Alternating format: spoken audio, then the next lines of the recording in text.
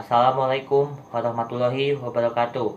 Nama saya Syadat Nabil dari kelas 11 IPS 3. Saya akan menjelaskan mengenai penerapan pembatasan sosial berskala besar atau PSBB dalam memutus rantai penyebaran COVID-19 atau virus corona. Dunia dihebohkan dengan kemunculan virus jenis baru di daerah Wuhan, Cina pada bulan Desember tahun 2019 yang kemudian menyebar ke seluruh dunia termasuk Indonesia. Di Indonesia sendiri, kasus positif corona teridentifikasi pada bulan Maret tahun 2020. Akibat dari munculnya kasus ini, pemerintah Indonesia melalui Peraturan Menteri Kesehatan Nomor 9 Tahun 2020 yang disahkan pada tanggal 3 April tahun 2020 tentang pedoman pembatasan sosial skala besar dalam rangka percepatan penanganan COVID-19. Pembatasan sosial berskala besar ini meliputi peliburan sekolah, peliburan tempat kerja, pembatasan kegiatan keagamaan, pembatasan kegiatan di tempat umum, pembatasan kegiatan sosial budaya, serta pembatasan kegiatan lainnya, khusus terkait aspek pertahanan dan keamanan. Dalam menerapkan PSBB, masyarakat dihimbau untuk menggunakan masker ketika bepergian, mencuci tangan sesering mungkin, dan melakukan social distancing. Di Indonesia, penerapan PSBB didasarkan pada persetujuan Kementerian Kesehatan. Daerah yang ingin menerapkan PSBB harus mempunyai 2 kriteria. 1. Jumlah kasus atau kematian yang meningkat. 2. Terdapat kaitan epidemiologis dengan kejadian serupa di wilayah atau negara lain.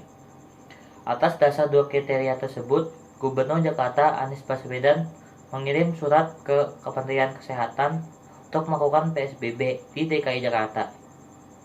Pada tanggal 7 April tahun 2020, Menteri Kesehatan Terawan Agus Putranto menyetujui wilayah Jakarta sebagai daerah pertama yang menerapkan PSBB selama 14 hari dari tanggal 10 hingga 23 April 2020 dan dapat diperpanjang.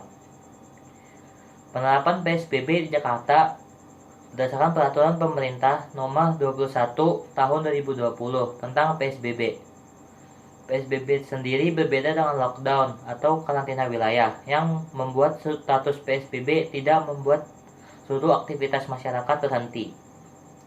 Setelah pemberlakuan PSBB di DKI Jakarta, pemerintah daerah akan meliburkan sekolah dan tempat kerja, dan juga membatasi kegiatan keagamaan dan sosial budaya, serta kegiatan di tempat umum. Dalam penerapan PSBB di Jakarta, pemerintah provinsi membatasi jam operasional transportasi umum dari jam 6 pagi hingga jam 6 sore. Dan untuk menjaga jarak antar penumpang dalam transportasi umum hanya boleh mengangkut setengah dari kapasitasnya. Jarak antar penumpang dijaga dalam rentang 1 meter. Adapun untuk angkutan roda 2 hanya diperbolehkan untuk membawa barang dan tidak boleh membawa penumpang. Fungsi PSBB yang didapat sebagai masyarakat adalah mencegah perkumpulan orang dalam jumlah kecil maupun besar, dan menekan angka penyebaran virus corona itu sendiri dalam masyarakat. Dengan adanya penerapan PSBB diharapkan peraturan ini dapat melindungi orang-orang dari penyebaran COVID-19 hingga pandemi ini berakhir. Maka dari itu, dengan pemberlakuan PSBB, masyarakat juga turut berkontribusi untuk menaati pemerintah agar penyebaran COVID-19 bisa berakhir. Terima kasih telah sekian penjelasan saya mengenai PSBB untuk memutus mata rantai penyebaran COVID-19. Wassalamualaikum warahmatullahi wabarakatuh.